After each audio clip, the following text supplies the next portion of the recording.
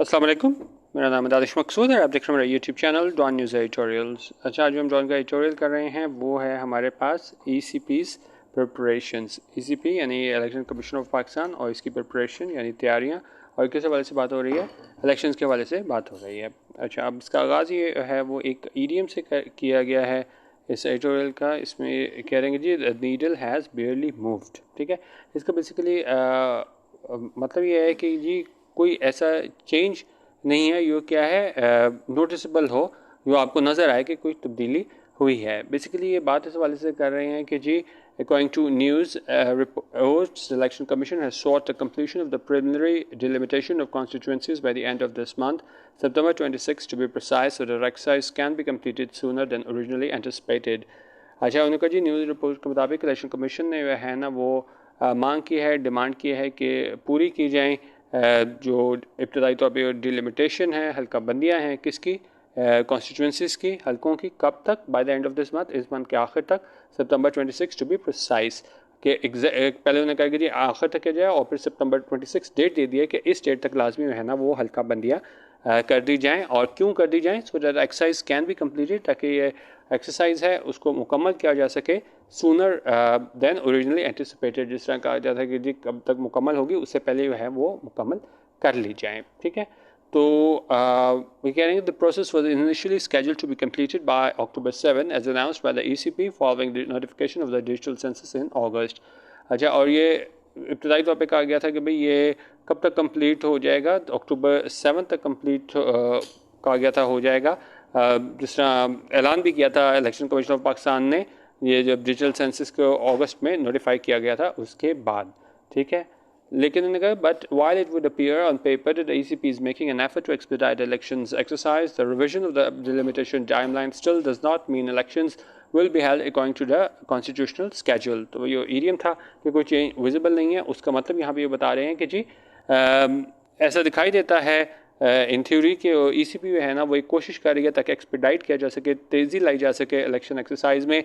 लेकिन उन्होंने कहा ये रिवीजन है लिमिटेशन टाइमलाइन की, जिस तरह पहले कहा जाता है कि जी बाद में मुकम्मल होगी, ओरिजिनली जो एंटिसिपेट किया गया था उससे पहले उन्होंने कहा कि ये कर लेंगे। लेकिन उन्होंने कहा ये रिवीजन है डिलिमिटेशन टाइमलाइन की, उसका ये हरगिज़ मतलब नहीं है कि इलेक्शन जो है ना वो कॉन्स्टिट्यूशनल स्केड्यूल के मुताबिक होंगे।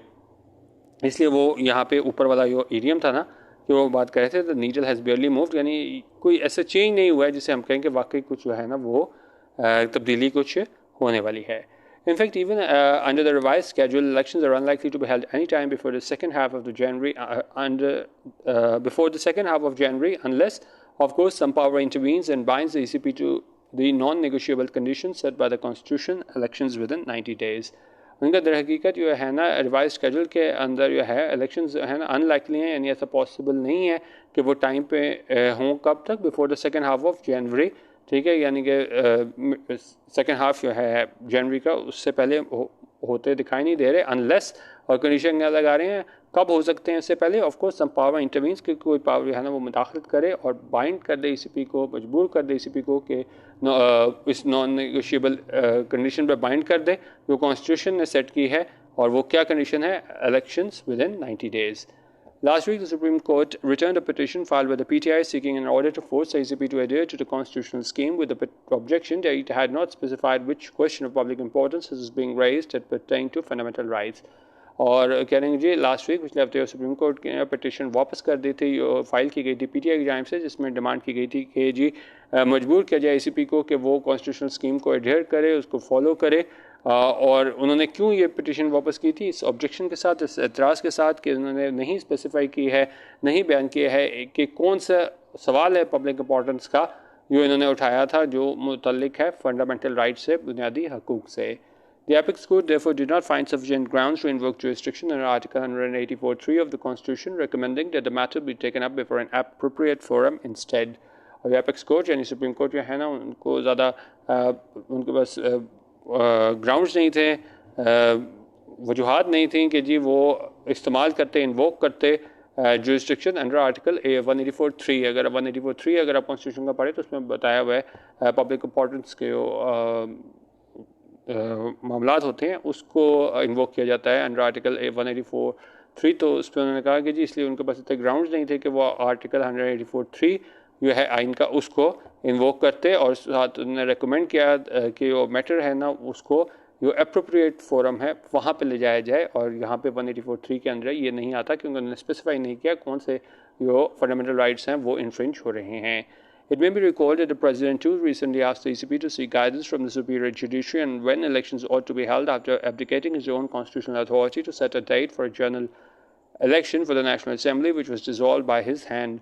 और उनका ये भी याद किया जाना ज़रूरी है कि वो प्रेसिडेंट जो हैं उन्होंने भी हाल ही में कहा था ECP को कि वो गाइडेंस लें, मदद लें सुपीरियर जुडिशरी से कि कब इलेक्शन जो है ना वो मुनक्किद किए जाएँ, जब उसने अपनी पावर जो है ना वो कॉन्स्टिट्यूशनल अथॉरिटी वो एब्डिकेट कर दी थी, दे दी थी, ताकि डेट दी जा सके जनरल इलेक्शन के लिए नेशनल असेंबली के, जिसको ख़त्म किया गया था उसी की जानिब से. It remains to be seen whether the Supreme Court will take up the matter after the objections it has raised on the PTI's petition. और इनका भी देखा जा रहा है बाकी है क्या सुप्रीम कोर्ट जो है ना अब इस सारे मुद्दे को दोबारा टेकअप करेगी, कब, जब ये ऑब्जेक्शंस जो दी गई थी PTI के पिटिशन पे उसके बाद. In contrast to his predecessors, the new Chief Justice seems to hold a comparatively restrictive view regarding the apex court's jurisdiction under Article 184(3). अब यहाँ पे कंपैरिजन कर रहे हैं कि नए चीफ जस्टिस आए हैं वो बड़ा आप कह लेंगे जी रिस्ट्रिक्टिव व्यू है 184(3) आर्टिकल के तहत, क्योंकि वो काफ़ी ज़्यादा इन्वोक कर लेते होते थे पुराने चीफ जस्टिस 184(3) को, लेकिन उन्होंने कहा कि जी अगर हम इसका मुवाजना करें इसके प्रेडेसेसर से, यानी इससे पहले जो थे फायजी से पहले चीफ जस्टिस से, वो उनसे अगर मुकाबला करें तो ये क्या रिस्ट्रिक्टिव व्यू है जो एपिक्स कोर्ट की जुरिस्डिक्शन है अंडर आर्टिकल 184(3) उसको लेके. It is deeply regrettable that the ECP remains on course to committing another major violation of the Constitution without any check. और इनका बड़े अफसोस की बात है कि वो ECP जो है ना वो उस रास्ते पे है कि वो एक बार फिर जो है ना वो खिलाफ वर्जी करने को तैयार है कॉन्स्टिट्यूशन की विदाउट एनी चेक, यानी किसी किस्म की कोई जो है ना वो किसी कहीं से भी इन पे क्या है किसी किस्म की पाबंदी नहीं है, और वो क्या है लेकिन तो आप फिर जो है ना वो खिलाफ वर्जी करने को तैयार हैं कॉन्स्टिट्यूशन की. The question of whether or not elections can exceed the 90-day deadline for a prematurely dissolved assembly has been adjudicated this year by both the Lahore High Court and the Supreme Court. उनका ये सवाल है कि क्या election जो है ना वो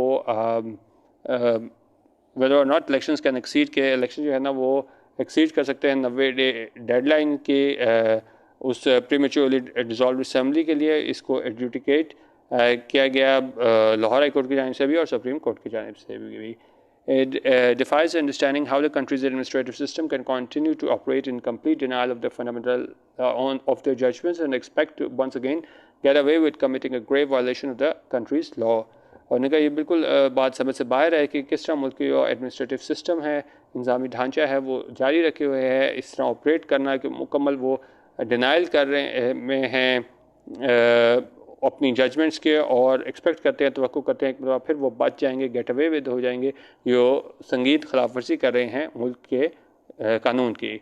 The entire edifice of this country's political system rests on its people's right to choose their representatives to govern its matters. उनका ये पूरा ढांचा है इस मुल्क के सियासी सिस्टम का, वो किस पे डिपेंड कर रहा है, जो लोगों का राइट है कि वो अपने नुमाइंदगान जो है ना चूज़ कर सकें ताकि गवर्न किया जा सके इसके जो मैटर्स हैं उन्हें. और किस how long will this right be held hostage to the whims of those who wish instead to impose their own will on 250 million souls.